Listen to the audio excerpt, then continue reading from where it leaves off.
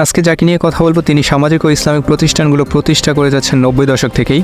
তিনি হলেন হাজী সৈয়দ বদরুল হোসেন। আসলে জনতার ভাষ্যমতে সৈয়দ বদরুল হোসেন খুব ভালো মনের একজন মানুষ। তিনি নিজের স্বার্থের কথা না ভেবে সকলের মঙ্গল কামনা করে মানব সেবা এবং কল্যাণমুখী প্রতিষ্ঠানগুলোকে এগিয়ে নিতে সদাই প্রস্তুত থাকেন। হাজী সৈয়দ বদরুল হোসেন ডিগ্রি কলেজেরও প্রতিষ্ঠাতা তিনি। হাজী সৈয়দ বদরুল হোসেন ডিগ্রি কলেজ তার নিজের প্রতিষ্ঠা করা কলেজ নিয়ে কি বলে শুনুন। আমি ধন্যবাদ জানাই মাননীয় প্রধানমন্ত্রী শেখ হাসিনাকে। তিনি 2010 সনে এই কলেজটি এমপিভুক্ত করেছেন। উল্লেখ করা যেতে পারে 2008 সনে এই কলেজটি 100% পাস করে। এখানে আমি মাননীয় প্রধানমন্ত্রী শেখ হাসিনাকে একটা ব্যক্তিগত চিঠি দিয়েছিলাম যে 10 বছর হয় আমি এই কলেজটা এককভাবে পরিচালনা করতেছি। এখন যদি এমপিভুক্ত করা না হয় তাহলে এই কলেজটা পরিচালনা করা আমার পক্ষে সম্ভব নয়। আল্লাহর অশেষ রহমত 2020 সনে এই কলেজটি এমপিভুক্ত করা হয়। তখন 3500 কলেজ এমপিভুক্তের জন্য আবেদন করেছিল, তাতে সরকার মাত্র 50টা কলেজ নিয়েছে। সেই 50টা কলেজের তালিকে 1 নম্বর ছিল এই হাজী সৈয়দ বদরুল হোসেন কলেজ। আমি ধন্যবাদ জানাই প্রাক্তন শিক্ষা সচিব এবং বর্তমান মন্ত্রিপরিষদ সচিব মাহবুব হোসেনকে। তার চেষ্টায় এই কলেজটার এই ভবনটা হয়েছে। দেখেন তার মধ্যে কতটা মানবতা রয়েছে, জনগণকে ভালোবাসা নিয়ে কতটা সুন্দর কথা বলেছেন তিনি।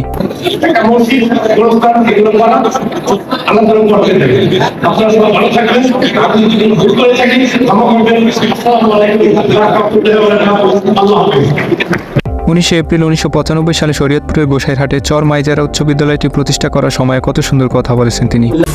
আমার জীবনের গৌরবের দিন আসছে, যেই চরমাইজারিন মাধ্যমিক বিদ্যালয়ের স্থাপনগুলো আছে। আজকে এই যে এলাকার লোক আপনারা সবাই ঐক্যবদ্ধ হয়ে একাত্ম হয়েছেন, এজন্য আপনাদের সবাইকে জানাই আমি ধন্যবাদ। আমি আমার দেশকে ভালোবাসি, আমি দেশের মানুষকে ভালোবাসি, আমি দেশের মানুষকে ভালোবাসি। আমি দীর্ঘ 14 বছর আমি 35টি দেশ ঘুরেছি, কিন্তু আমি বাংলাদেশ কখনো ভুলি নাই। ইনশাল্লাহ আমি মানুষ আজ পর্যন্ত আমি এই দেশকে ভুলবো না এবং মৃত্যু জন্য আল্লাহ আমাকে এই বছর আমার মাতৃভূমিতে দেয়। আপনাদের দোয়ার বরকতে আল্লাহ অশেষ রহমতে প্রায় 60টি ক্লাব আমি গঠন করেছি হিজদামুলারিতে। প্রতিটি ক্লাবে আমি মুদ্রার কাপড় বিনামূল্যের বিনামূল্যে খানাই দিয়েছি, বিভিন্ন রকমের সাহায্য করতেছি। আমি করি না, সব করে আল্লাহ। আমার জীবনে এমন একটা সময় ছিল যখন আমি অনার্সে পড়তাম, তখন আমি 3 দিন মসজিদে ঘুমাইছি। 3 দিন আমার ওজন ছিল না।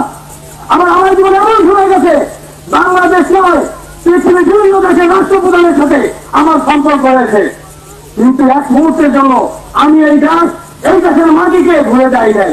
ইনশাআল্লাহ আমি বলবো না। আপনি প্রত্যেক আমার জন্য দোয়া করবেন। এই যে এখানে আজকে স্কুল বাংলাদেশ সম্মানিত অতিথি উদ্বোধন করলেন, ইনশাআল্লাহ এই স্কুল যতদিন বাংলাদেশ থাকে ততদিন এই স্কুল ইনশাআল্লাহ থাকবে। বিসমিল্লাহির রহমানির রহিম। প্রান্তীয় দেশবাসী ও প্রবাসী ভাই ও বোনেরা, আসসালামু আলাইকুম। আজকে আমার দুঃখ লাগে, এই দেশের মানুষ দেশকে ভালোবাসতে জানে না। কেউ অ্যাক্সিডেন্ট হলে বা কেউ পানিতে পড়লে বাঁচাও বাঁচাও চিৎকার করে কাঁদে। মানুষ তাকে না বাঁচাইলে তার মোবাইল ফোন দিয়ে সে ভিডিও ধারণ করে ফেসবুকে দেয়। কেমন আমরা এই বাঙালি, কেমন এই বাঙালি জাতি। এটা যদি 1971 সালে যুব সমাজ থাকতো, এ দেশ 9 মাসে নয় 90 বছরও এ দেশ স্বাধীন হতো না। কাজেই এই যুব সমাজকে ঘুরে দাঁড়াবার জন্য আমি বারবার বলবো, জাগো বীর বাঙালি। আর আমার প্রথম হলো লা ইলাহা ইল্লাল্লাহ মুহাম্মাদুর রাসূলুল্লাহ। আবার আমার জীবন বিধান হলো ইয়াকা নাবুদু ওয়া ইয়াকা নাস্তাইন। আসলে তার মতো মানুষ আমাদের দেশে, আমাদের জেলায়, আমাদের উপজেলায়, আমাদের ইউনিয়নে জনসাধারণের জন্য রাজনৈতিক ক্ষেত্রে খুবই দরকার। জানি না সেটা কতটুকু সম্ভব। তিনি এই 2023 সালেও 3টি ওমরা হজ পালন করেন। আজ 8ই সেপ্টেম্বর রোজ শুক্রবার 2023 আমার জীবনের বড় একটা স্মরণীয় দিন। এই দিনে আমি 3টি উমরা হজ পালন করছি। দেখেন তার মনোবাসনাগুলো কত সুন্দর। আমি যেটা চাইছি, হাফেজি মাদ্রাসা, এতিমখানা, বৃদ্ধাশ্রম, মসজিদ এবং গোরস্থান, এই 5টা জিনিস এক জায়গায় করতে চাই। আল্লাহ কবুল করুক। আল্লাহ বাংলাদেশের মানুষকে হেদায়েত দান করুক।